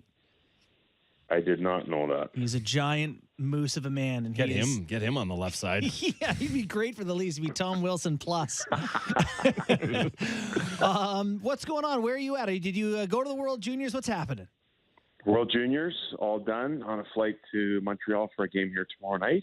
Lovely. So, yeah. You doing getting ready to color? watch. I'm doing color tomorrow night, so switching roles. It's cool to be doing different things. Nice. That's great, man. Well, we always appreciate you coming on, giving us a little bit of this junior stuff that we don't get to watch as much. What did you leave as a takeaway from this World Junior Tournament? Any sort of big picture thoughts from Team Canada, the World Juniors at large? Big picture thoughts in terms of the world, like everybody is better. Okay. Slovaks are better. The Swiss are better. The Czechs, obviously, were in the final, are better. The Americans disappointed, and so did the Swedes a little bit, even the Finns for that matter, but they're always in that top tier, so I'm not concerned about those countries. That's probably one takeaway. The next would be overall to see draft-eligible talent play in meaningful, impactful situations throughout the event for all different countries was also really, really impressive. And more specifically from a Canadian standpoint, I have a great appreciation for this group because when you're told going in that you're the best team ever assembled and then you go out and lose your first game, the pressure playing at home is immense, and they overcame that to come to go and win. So I thought that was probably the big takeaway from a Team Canada standpoint for me. Yeah, I mean, overreactions are definitely a certain part of this tournament, and man, were they flying after that first game, and lo and behold, it's Czechia that they end up playing in the final. So, yeah, kudos to those guys, and obviously we want to ask you about a ton of the Canadians, but you mentioned Slovakia there, and obviously they had the great quarterfinal against Canada. They really, really pushed them. I think, nobody who watched that game didn't leave it with a ton of respect for the Slovakian team, but I'd be lying if I was watching it saying, what are the Canadians thinking not having Slafkovsky there? I understand they've burned the year. They want him up in the NHL. You want to keep him in control in your system. I understand all that. But don't you think it would have been a huge boon for him to go and be a part of that great team? And, they pushed Canada hard without him. Who knows if he could have tipped the scales one way or another. Do you think it was a mistake on Montreal's part not to send him? Well, it's interesting. I haven't looked far enough down their depth chart, but when I look at their roster now, and all due respect to an Anthony Richard player who I watched grow in Val-d'Or and fight his way after year to get to the National Hockey League, my guess is the depth in Laval maybe wouldn't allow for that to happen. So, Slafkovsky's obviously playing a bigger role. They want to continue to mentor him. I do believe those experiences are really, really important. For going and winning and maybe the Montreal Canadiens feel that they had that experience. So Slovakia winning a bronze at the Olympics for the first time in the country's history. I kind of would have liked to see him there, to be honest with you, but I can't speak to what the depth looks like in the organization for a team that's continually losing here. I think 6 straight the run is now. So again, that's a delicate one to kind of answer.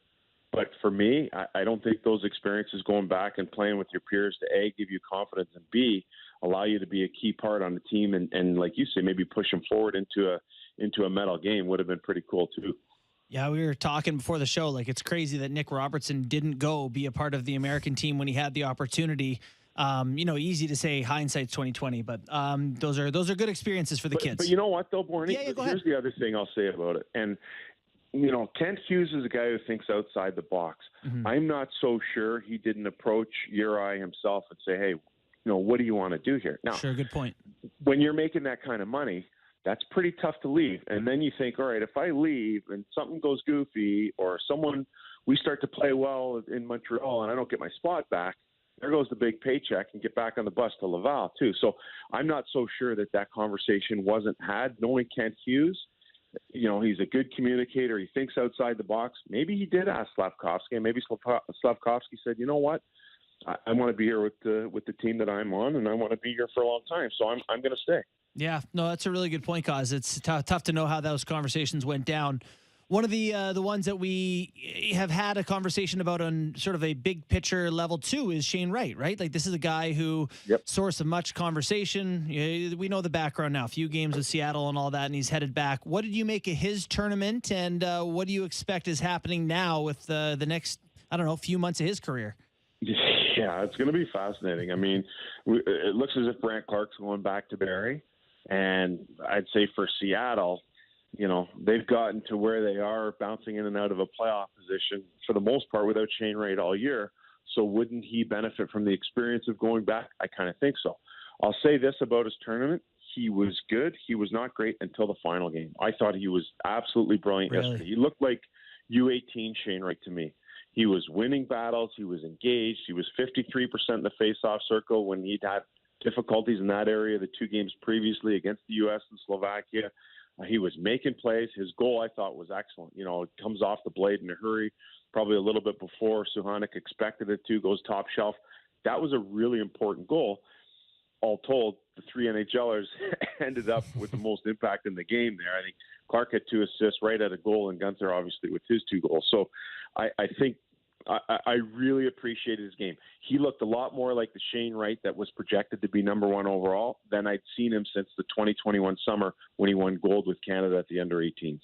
Yeah, and, again, we don't need to rehash it, but it's been just such an odd 6 months going back to the draft. And did he stare down the Canadians? So for him to kind of have this capper on it and, be it back in the NHL or whether he ends up getting dealt to Peterborough or wherever it may be in the O, hopefully this can kind of reset things for him because it's definitely a weird summer there. We've been good. We haven't asked about Connor Bedard yet. It's time to put a stop to that. He's generational. We got to ask you about him. I think the first place I want to start with you is, do you see a comp for him? We always try to do this with a player coming up. He's like a this, or much like a lot of these guys, is he just kind of a one-of-one, or is there somebody you do see, bits and pieces of in his game? I tend to think he's more kind of a one-of-one, but Jason Buchla, who we work with, the Pro Hockey Group, I defer to him in these matters. He's been in the business at that level for such a long time. And reading his piece on Sportsnet.ca today, he says he's a little bit Kane, a little bit Marner, and a little bit Matthews. And I like that. And I'll take it. To be honest with you, I didn't see much of the Kane previously to the tournament because every time you watch a highlight, he's scoring goals. He's scoring 50 goals every year. Why wouldn't you just show the goals? What impressed me most about his play at the tournament is his playmaking ability. I didn't know he had it in him to make the kind of plays he was making. No-look stuff. He's a threat off the rush coming down the wing because you always think he's going to try that weak side goal line shot. He deferred off of that a couple of times and set up some unbelievable plays. Honestly, there was probably 5 or 6 points left in the bag for guys not being able to finish. And obviously you're not going to finish every opportunity, but probably 5 or 6 points left in the bag from his ridiculous playmaking. So that's an element that I hadn't quite seen or maybe appreciated before in his game. But that part's it's good, really good too. Yeah, you see Matthew's shot. You see some of the Marner push outs when it looks like he's going to pull it across and he'll push it back out and take it wider. Yeah. So yeah, I definitely see some of those traits there. In terms of the future of Canadian hockey, no big deal here. When I look at Olympic teams and whatever we map out for Canada, there's no goalies. Logan Thompson is the best Canadian goalie. Carter Hart, who is it? We don't really know. Is there a guy that's on the way? Is Milic one of these guys that can do it? Well, he wasn't to this point. He's been through the draft twice. He plays in Seattle, so it's sort of an underrated market.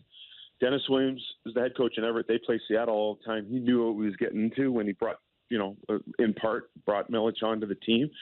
I don't think he's that guy. I mean, based on size alone, maybe 6 feet, maybe just a shade over, about 180 pounds. You and I talked about this before. Some of these goalies, they're just so wiry.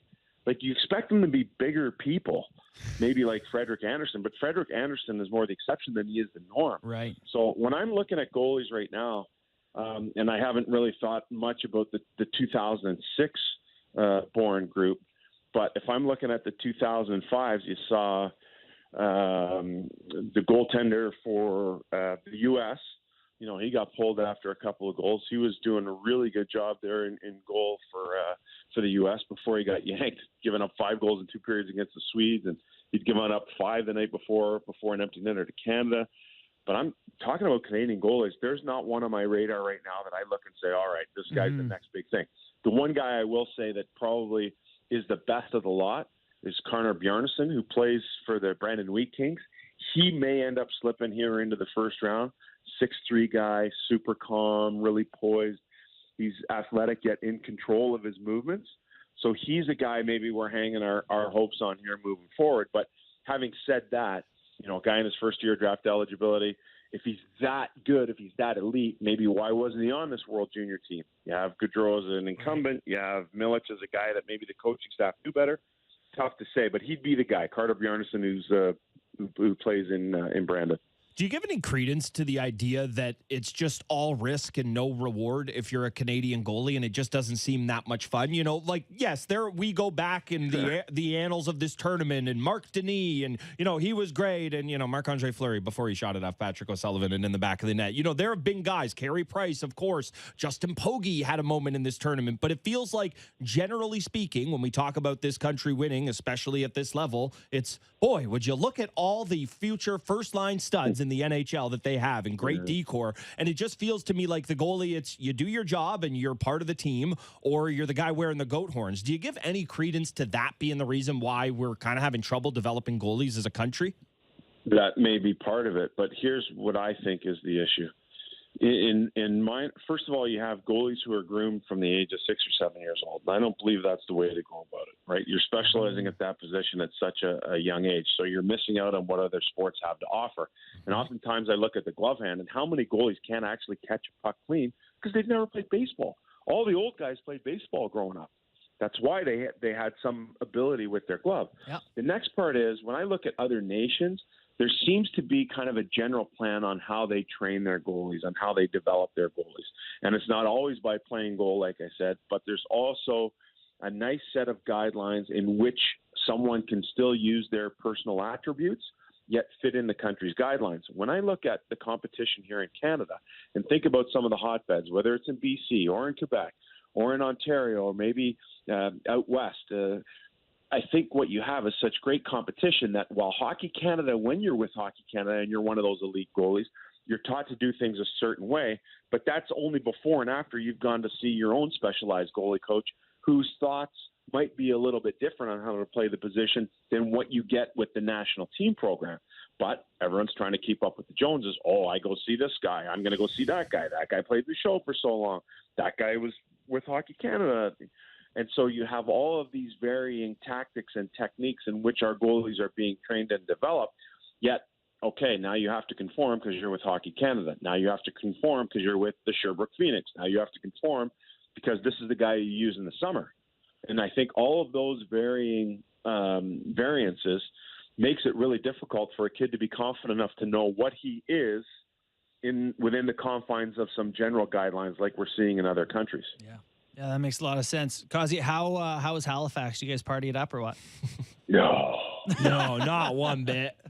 We're good. A couple of pops while you're out there or what? Sounds like a fun time. No, I actually had a Band-Aid on my finger from turning on the lights at the bar. No way. Well, that's great. It sounds like a fun time. We appreciate you taking the time to come and fill us in, buddy. Appreciate it. All right, guys. Take care. Thanks a lot. Right, see you, Kazi. That was great. I mean, those guys. There was no way we could have been like, and what do you think about Dylan Guenther's? And that had to be the ender of the interview right there. Yeah. What did he cut his finger turning on the light switch? What a line. Oh God. I love Sammy Cos. He's a great guy. Here's a question for you guys. Yeah. Will Connor Bedard be on the next best on best for Team Canada? 100,000%. They're not doing it till 2025 now, apparently. Oh yeah, for sure. How is that possible? They're not going to do it. It's criminal. Well, we should get Emily Kaplan back on and ask her about Ovechkin, and that's how. That's kind of part of the reason there. Oh, awkward collar tug. Mm-hmm. Okay, but it's criminal. Fascinating that we can't produce a goaltender in this country anymore. That was Quebec's job. Well, that was the thing. That's their job. We all have our jobs. Everyone got 300 points in that league, and the goalie saw 900 shots a game, and eventually you figured out how to stop enough of them that it translated. Yeah. It's criminal. It is. Do your job. Truly, though, I think your point about risk reward is fair, and even if it's not to do with being on Team Canada, the risk reward factor is just, when you're done playing hockey, like for my son, when he's done and presumably is not in the NHL because he's human, and most people don't play in the NHL. I would like him Keep reminding me of this when I talk to you about my son, but go ahead. Yeah, I would like him to be able to play the game with his friends. Yes. And being a goalie's hard and beer league. Yeah, and what does every goalie goalie do when they want to go out? Like every goalie when they turn 20 becomes a skater. Oh, I want to play out. I'm good. I got hands, boys. I went in. I've heard about this. Are you the answer? In a beer league game, probably like 2 or 3 months ago, our goalie pulled something. Just looking like Gumby with leather pads on. First shift, he's like, I can't go. I can't go. And it was going to be the end of the game, or somebody went in, and I was like, all right, I'll go in. He's got really nice gear. I put on all his gear. We're kind of the same. He's a little shorter than me, whatever.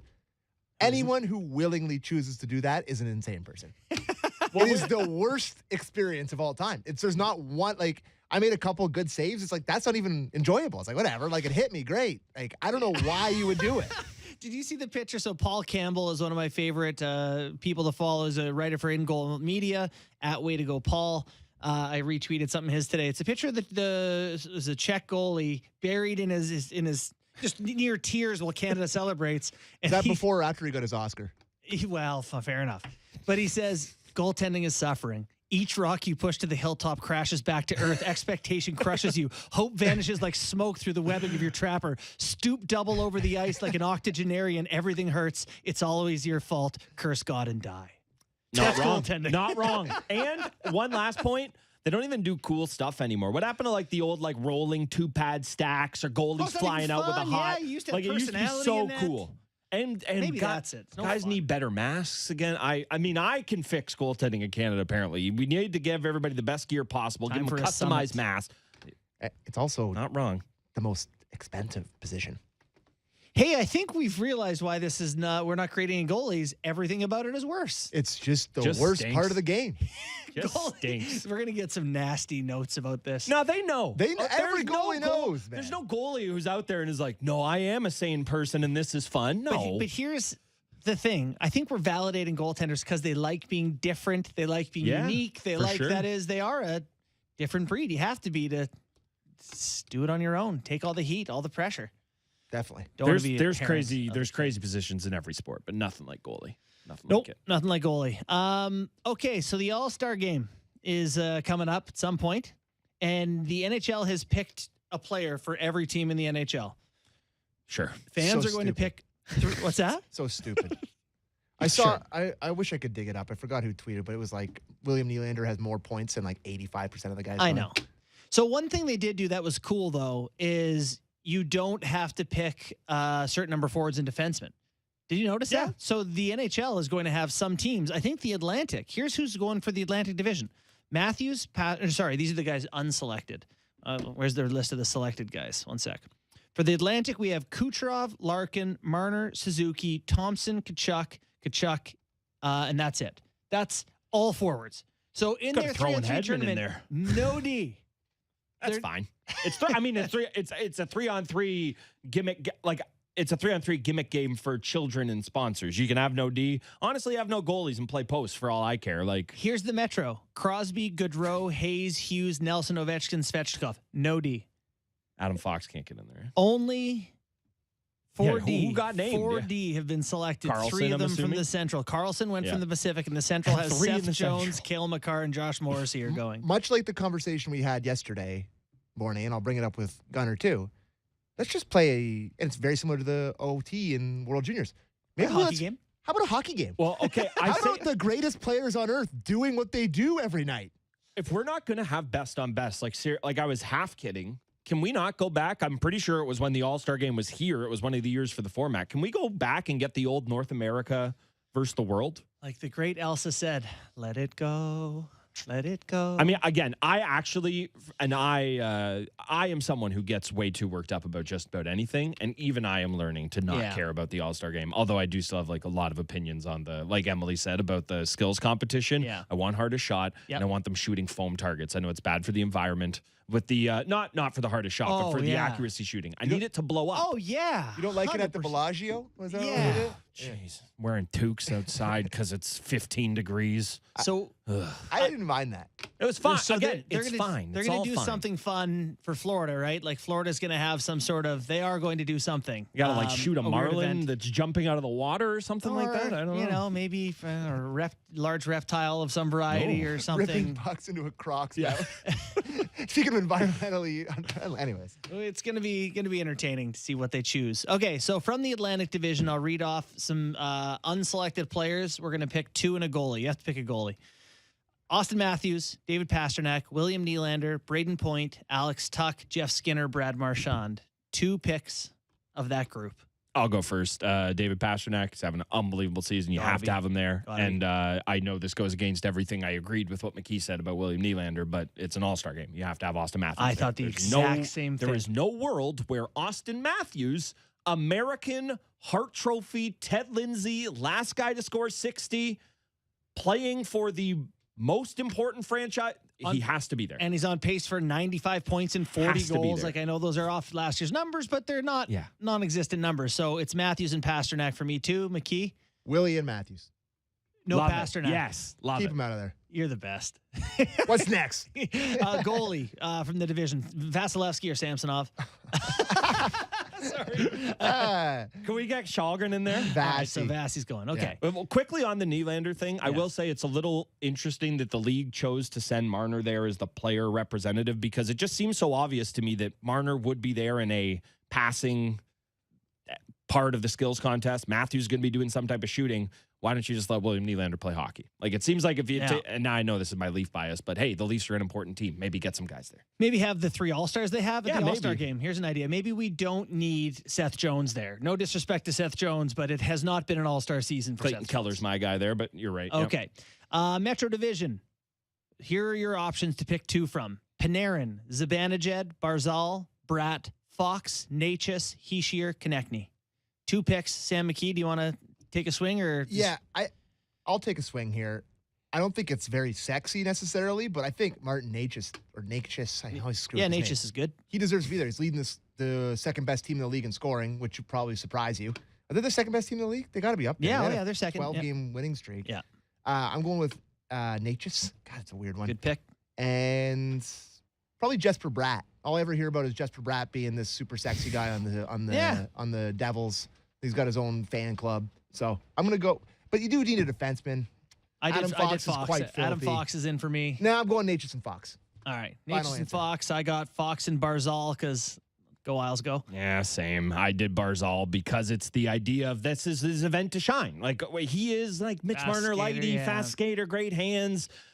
Plays on a team where he never gets to do any of this stuff. Imagine how fun it'll be to have skill guys around him. I put him out there. So yeah, I did have Breadman and Barzal, but I'm gonna switch because Fox deserves it. If Cale Makar didn't exist, the things we would say about Adam Fox. So let him get there and get his due. And then goalie Sorokin, Kochetkov, Jari, and Vanacek. I'm taking Sorokin just because again Isles. I'm going to go with the guy whose name I can't pronounce. Kochetkov, I think, is what you said anyways. Look, who knows if he'll ever get here again. Let him enjoy his moment. You like him too, right, Sammy? Well, yeah. I do. Sure. I can't talk about goalies anymore.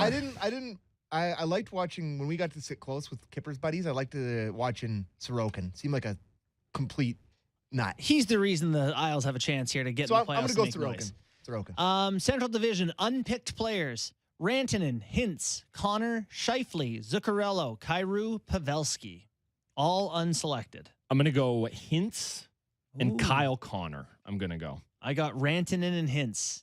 McKee, are you taking selections for all these? I don't even know if I asked you to do this pre-show. I love Rupe because it's just a hell of a handle. So Rupe great Hintz, name. It's one of the best ones, but I'm not going to pick him, unfortunately. I'm going to go Mikko Rantanen, who's been great for them, and they've been depleted. He's kept them afloat offensively in the absence of a lot of guys. And I'll go Kyle Connor because he shoots in the puck in the net a lot. Yeah. And then for goalies, you're basically choosing between Hellebuck and Ottinger. I got Hellebuck for my guy. Both Americans. Can we board one of them? Yeah, right. No, Leafs got to swing a trade with Russia for a goalie. That's what we got to do. Sorokin, Shesterkin. And I hate to break it, but like Morgan Rielly's the quality of the D to be going the other way. Like, you got to make it fair. I'm sorry. I hate to break it to you. Russia. All right. Lastly, the Pacific Division. Unselected players. Draisaitl, Nugent Hopkins, Horvat, Meyer, Zegras, Stone, Eichel. Zegras, in that stack of players? You have, let me just get out of front of it. I hate that I'm doing it because no one, as much as I've said I've made my peace with it, clearly that is not true as you hear me talking right now. He has to be there. They made the whole event about him last year. He threw on the dodgeball uniform. It is not for me. It is not for anyone who can drive or even attend like middle school. But the kids, I guess, love it. You got to go Zegras in there. I don't want to. I would go if it's just for my own enjoyment. Give me Eichel, give me Draisaitl, but I got to go Draisaitl, Zegras. Wow. Zegras in. Look, it's for the kids. It is. Sorry, I don't like it either. Okay? He's on the cover, NHL 23. I'm not the biggest Oilers fan, as you've probably figured out, but I'm going to take the two Oilers. Ryan Nugent-Hopkins is quietly having one of the better years in the league. Like, he's playing really, really well for them. And Leon Draisaitl's second in the league. Is he not second in the league in scoring? Yes. So yeah, Draisaitl's a no-brainer. Give me the two Oilers. Yeah, Draisaitl's there, and then I'm going to go with Holl Horvat just he scores. Screw that. Give me Timo Meyer, future Leaf. The best part is picking a goalie from this division. Your choice of the best goaltenders remaining to choose from are Martin Jones, Stuart Skinner, and Phoenix Copley. No Jack Campbell? Jack did not get nominated. Although you can. Write-in votes are allowed. John Scott got in. Why can't Jack? God, it's an all-time clip for us. I'm picking Skinner just because I'm about dat smoke, I think the kids say. I like to, I'm going at Campbell a little bit with that one maybe, but pro-Canada too. Good Canadian goaltender. Maybe he's our future. Somebody better be. Yeah. He's big goalie. Blackwoods, they talk about. Oh, yeah, really? I don't know. They do? Yeah, look, I'm just telling you what I heard, okay? You gave me a great fact about someone named Phoenix Copley, who is allegedly an NHL goaltender. Where's he from again? North Pole, Alaska. Done. That's my guy. He's from the North Pole. Let him go to the All-Star game in South Florida, please. He's from the North Pole. So tonight, let's not overthink it. So the guy who covers Alaskan hockey, his name is Doyle Woody. I'm a huge Doyle Woody fan. Get him down there too. I know Doyle's the best. He tweeted today that tonight is the first ever All-Alaskan goaltending matchup. Jeremy Swayman's from Anchorage, Alaska, playing Phoenix Copley of North Pole, Alaska. You love that. I do love that. It's what great. A time. There's no one up there. Like 800,000 people live in the whole state, and it's 3 times the size of Texas. There's no humans. 2 of them are playing in goal for NHL teams tonight. It's insanity. Pretty remarkable. It is. It's absolutely crazy. Have they had like a player since Scott Gomez that we can think of? Nate Thompson was around. Yeah, they got guys. There's guys. Sure. I know, putting you on the spot. I'm embarrassed that I can't think because there is a number of guys from there that's in the league. Anyway, got some questions. Great. I'm gonna start with a frequent texter with a great question. Bruce from Penetanguishene. What up, Bruce? Love the area, by the way. Question, guys. Do you think the growing goaltending concerns could be the thing that is the final nail in the coffin for Kyle Dubas, depending on playoff success? It crossed my mind just today that if it doesn't work out and the goaltending doesn't come through in the playoffs and they lose in the first round, you'll look at it and you go, well, you tried to fix it with Campbell and Mrazek, then you tried to fix it with Samsonov and Murray, and, that's a huge position to get wrong, to try to skimp on. Yeah, the way I look at it is even last year heading into it, everyone said, well, if they lose in the first round again, you got to reset it. And then we saw the way it happened and you go, but it was right there. Probably one more try. If they go to the wall and it's game 7 and the goalies hold up and it's one bounce or whatever, I don't know that it's the kiss of death. But if the goaltending implodes, then I do think it is, because it was clearly the biggest swing heading into the season. And, I'm very much a believer in all goaltending moves for the most part are a swing. Yeah. Obviously, this was a really, really big one. And, yeah, I do think he made his bed. And I think there's a really real world where it is his undoing as a Leafs GM.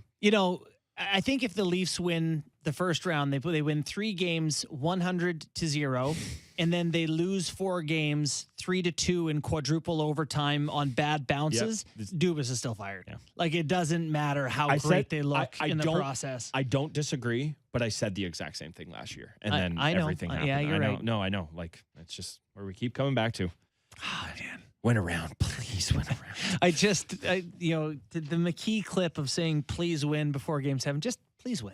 Like, just so we don't have to do this all year. Win, please. One of these times. So we don't have to do this. All right, you got I have a very simple message for the Toronto Maple Leafs tonight. Please win. Yeah. So and they didn't. So this is a great question, and different maybe from Warrior Womp on YouTube. He always contributes to our show and stuff. Appreciate it. Size, speed, or strength? Which is your favorite trait when you pair it with skill? Wow. Oh, it's got to be strength. No, size and strength to me that's tough to. Not necessarily.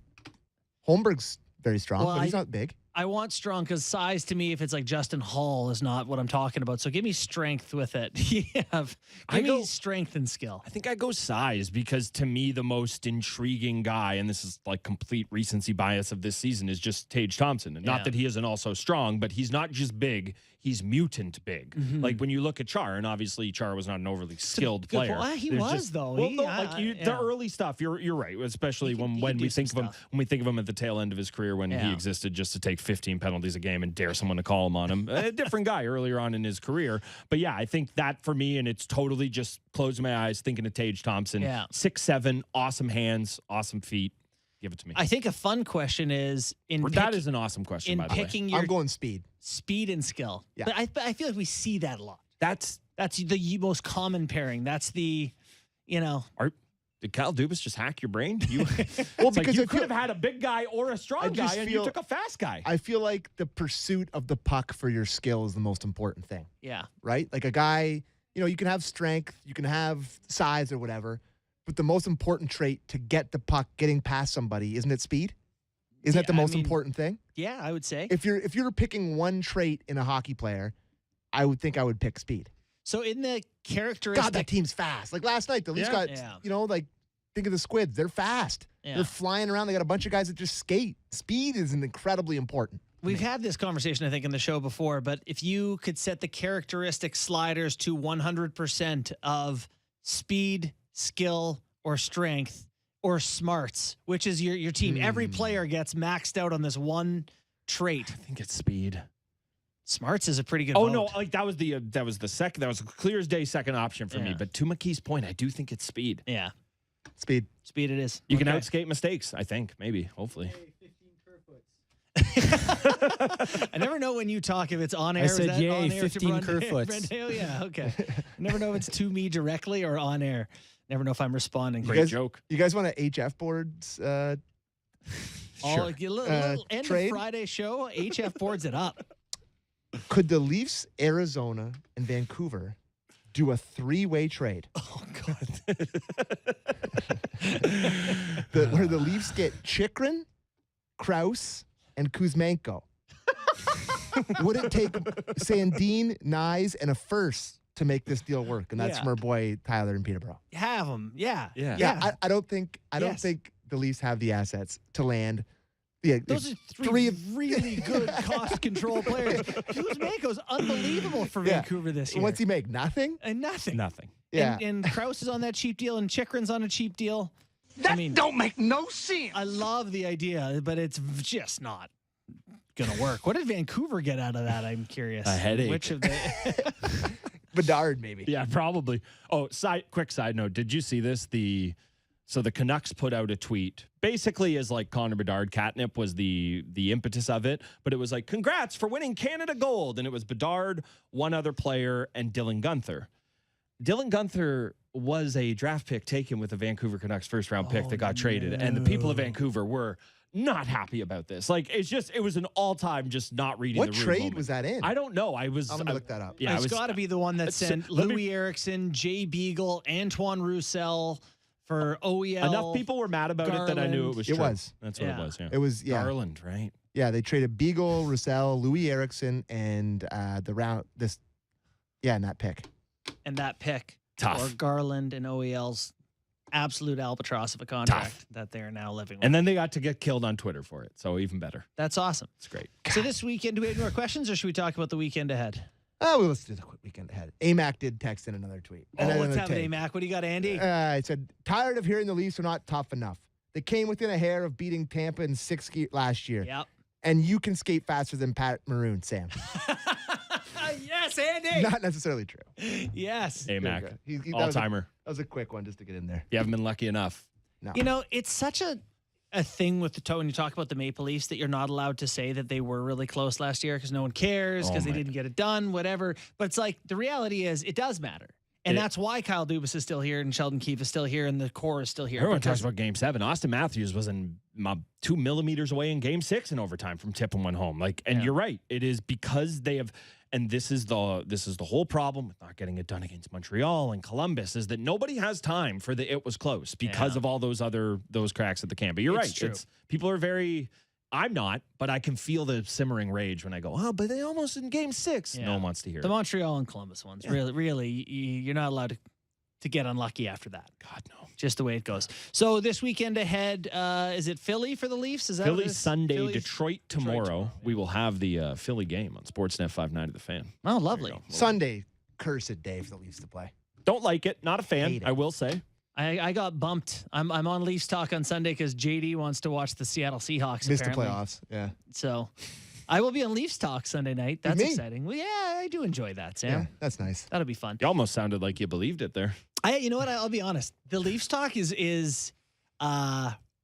it's nice to I don't even know how I feel about a game till it falls out of my head sometimes. So it's nice to flesh it out in the immediate aftermath. I guess you get to do that with Gord all the time. Me and Gordo doing it all the time. Yeah. We actually just spend half the post-game show talking about how many people are always hanging around on the opposing team from the opposing team in the lower bowl. Cairo had a crew there. It's insane. Game. Every time it I does just know not that matter. Jerseys. I just know that because his sister's on TikTok. Jersey a ton. Because why? Because Kairu's sister's on TikTok. Don't get yourself in trouble. Once in a while she comes. She's what are you talking about? I don't follow her. It's a For You page. She just comes up and she was at her. What are you getting at here? I don't know what's going on TikTok. It scares me even mentioning it. TikTok isn't OnlyFans. My kryptonite. It's my kryptonite. She was there being happy for her brother. I have no idea what's going on there. It's great. Well, that's wonderful. Okay, so Detroit Red Wings. Got to be 4 points. You think so? No. If you don't, there's a very real chance of needing one more smack after a bad game before bouncing back against the Flyers. Listen, if you have any hope in hell of catching the Boston Bruins, which you don't. Yeah. Oh, yes, I don't think they do. I agree, mostly with Gunner. But if you have a chance, you got to go into this weekend against 2 bad teams and take 4 points. So the Red Wings are, first off, the Red Wings are kind of hanging around. Nah, they stink. No, they've kind of, I could be wrong, but I feel like they were hanging around and they've kind of taken a bit of a step back. That is, they're plummeting down the standings here. Where we had Detroit 3-5-2 in their last 10. Yeah, in their last 10, not very good.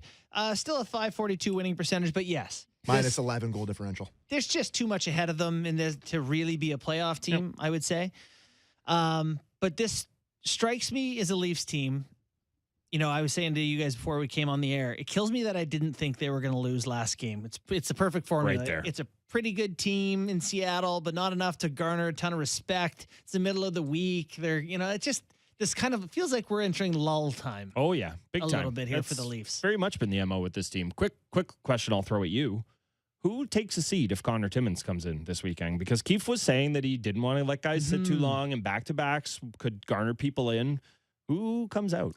It's a great question. And can you ever rest someone without it being a big deal? Only if it's Mark Giordano, but everyone you talk to says that is not going to happen with that guy. At least every person I've asked has said, yeah, it's just too hard to restart the engine after you take it. I don't buy it. I don't buy it at all, but that's everything I've heard is that. Yeah, no, I have heard that about Gio too, but he's making $800,000 and he's in his, he's 30,000 years old. What is he, 39? Yep. You can take a seat for me. Yeah. Not on him. Just fine. But, yeah. All right. Thank you very much for joining me today. Appreciate it. Always fun. Love being on. Truly always fun. And I can't wait to be a guest on golf. Guys, when do you guys start your golf podcast up again? Masters. Yeah. All right.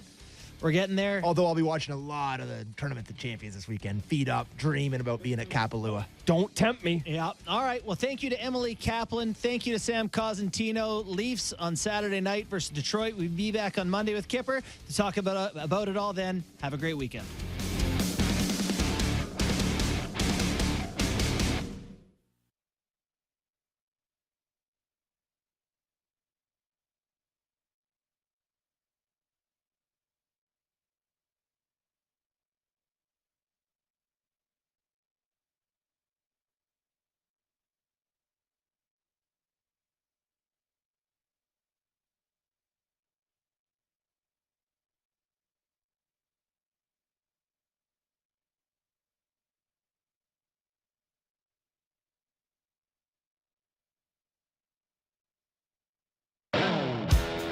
There's a few things Canadians can bet on.